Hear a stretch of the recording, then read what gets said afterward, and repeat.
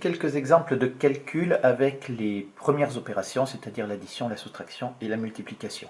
Alors, l'addition et la soustraction fonctionnent exactement de la même façon que dans R, la multiplication aussi d'ailleurs, en respectant toujours i au carré qui vaut moins 1 quand on en a besoin. On retrouve donc pour l'addition, on regroupe les parties réelles avec les parties réelles, les parties imaginaires avec les parties imaginaires. Les i se comportent en fait comme des x, donc on les regroupe en fait. Donc ça ne pose pas de difficulté. Quand on a 3z plus 4z', on distribue bien entendu le 3 et le 4, on fait la distributivité comme vous l'avez vu au collège, il n'y a pas de problème non plus. Quand on fait une multiplication, alors quand on multiplie les nombres complexes, on va arriver avec des i au carré quand on va faire la double distributivité. Et c'est là donc qu'on va utiliser ici le i au carré qui vaut moins 1, c'est la définition du nombre i. Et donc ça va nous faire ici moins 6, plus 4i plus 12i, ça nous fait donc plus 16i. Et le moins 8i, étant donné que i au carré vaut moins 1, eh bien ça va nous faire plus 8. Et ça va nous faire au final donc moins 6 plus 8, 2, 2 plus 16i ici. Je rappelle qu'on écrit toujours dans l'ordre la partie réelle plus la partie imaginaire multipliée par i. Quand on fait maintenant z au carré, bien entendu, on a les identités remarquables que l'on avait dans l'ensemble des nombres réels, que l'on retrouve également dans l'ensemble des nombres complexes. Donc on a celle-là, a moins b au carré qui est égal à a au carré moins 2ab plus b carré. Ça va nous faire donc 2 au carré. Moins 2ab, ça nous fait moins 2 fois 2 fois 4i. Et plus b carré, c'est-à-dire 4i au carré. Faites attention, laissez bien les parenthèses ici autour pour ne pas vous tromper. Ça vous fait donc 4. 2 fois 2, 4 fois 4, ça fait 16, ça nous fait donc moins 16i. Et ici, 4i carré, attention, une puissance s'applique sur le caractère d'écriture qui est juste avant, il s'applique donc sur les parenthèses, c'est-à-dire sur la totalité de ce qu'il y a dans la parenthèse, c'est-à-dire à la fois sur le 4 et sur le i. Donc ça nous fait plus 16i carré. Bien entendu, maintenant, on respecte le i au carré qui est égal à moins 1, ce qui nous fait donc 4 moins 16i. Et ici, ça va nous faire moins 16. Et ça va nous faire au final, donc 4 moins 16, ça nous fait moins 12. Et moins 16i pour la partie imaginaire, moins 16.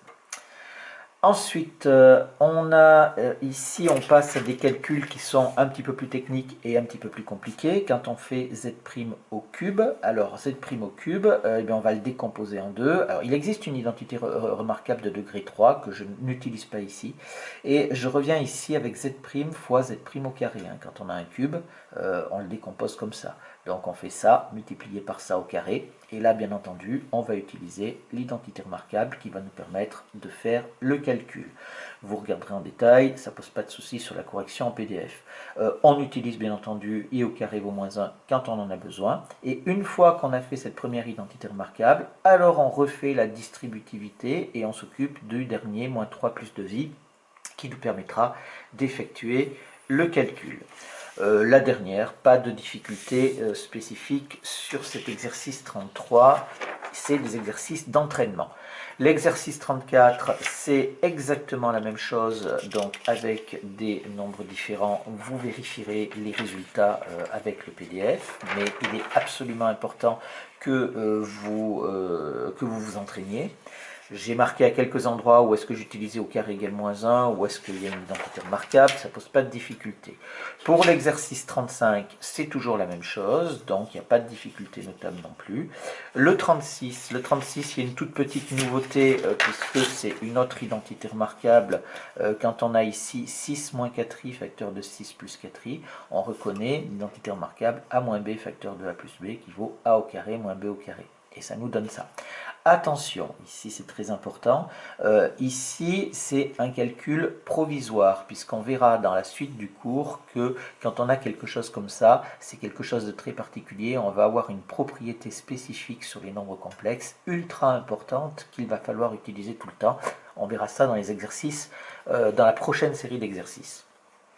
Les calculs donc se font toujours avec les identités remarquables, c'est aussi pour vous entraîner, c'est vrai que vous n'en avez pas fait énormément en classe de seconde. L'exercice 37, c'est exactement la même chose, mais avec un petit peu des racines carrées. Donc j'ai rappelé ici une propriété de la racine carrée qui est utile pour faire cet exercice. Et à la fin, eh bien, on retombe sur le résultat de départ, c'est-à-dire on remarque que z carré plus 1 est égal à z, il n'y a pas de difficulté non plus. Le dernier exercice, il est important, on va le détailler un petit peu. On vous demande donc de montrer que ce nombre complexe z qui vaut moins 1 plus 2i est solution d'une équation. L'équation, donc ici, on reprend l'équation, c'était iz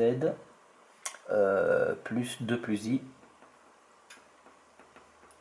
est égal à 0. D'accord? Ça, c'est l'équation ici, l'équation E. Donc, qu'est-ce qu'on fait pour montrer que cette chose-là est solution de l'équation? Eh bien, on remplace tout simplement z dans l'équation par moins 1 plus 2i. Et on essaie de voir ce que ça obtient.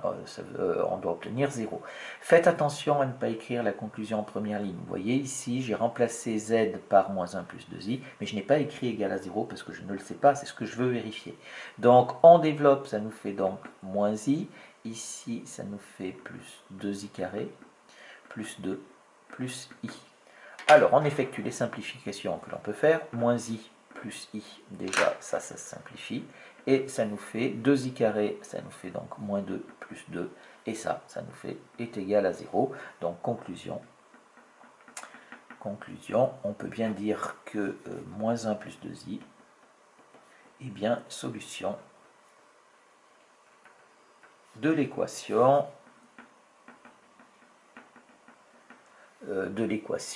iz plus 2 plus i, plus i est égal à 0. Voilà, ça c'est revenir au sens de la solution d'une équation. Si on remplace z par ce qu'on a trouvé, eh bien on doit obtenir le résultat. Attention à l'écriture. Une remarque importante, et qui va nous permettre de voir la suite du cours, c'est-à-dire si on la résout, l'équation, on peut résoudre l'équation. Parce qu'on sait les résoudre, on sait que les équations se résolvent exactement de la même façon dans l'ensemble des nombres complexes que l'ensemble des nombres réels. Donc je prends iz plus 2 plus i est égal à 0. Attention, je rappelle que quand on résout, c'est z qui est l'inconnu, c'est pas i. I, on le connaît, c'est un nombre imaginaire, mais on le connaît. Donc ça va nous faire quoi? Ça va nous faire donc iz qui est égal à moins 2 moins i. Et ça va nous faire donc z qui est égal à moins 2 moins i sur i. On procède exactement de la même façon. Si on avait 3x, bien on diviserait par 3. Ici, on a iz, donc on divise par i. D'accord? Eh bien, ça, on a trouvé donc notre solution. Donc, qu'est-ce que je peux faire maintenant si je regroupe avec le résultat précédent? On a donc moins 2 moins i sur i qui est égal à moins 1 plus 2i. Et ça, on a donc fait une division de nombres complexes et on voit qu'on a réussi à le mettre sous forme algébrique. Mais attention, uniquement parce qu'on avait fait la vérification avant et qu'on nous avait donné la forme algébrique de la solution pour pouvoir le faire. Donc il va falloir se donner les moyens au niveau du cours de savoir comment est-ce qu'on fait maintenant les divisions de nombres complexes. C'est-à-dire comment est-ce qu'on passe uniquement par le calcul en passant de là à là. Dernière remarque sur ces exercices, bien entendu, tous les résultats précédents, c'est-à-dire tous ces résultats que vous avez dans les exercices précédents, vous pouvez, et il faut toujours le faire, le vérifier avec la calculatrice. Vos calculatrices gèrent les nombres complexes sans aucune difficulté.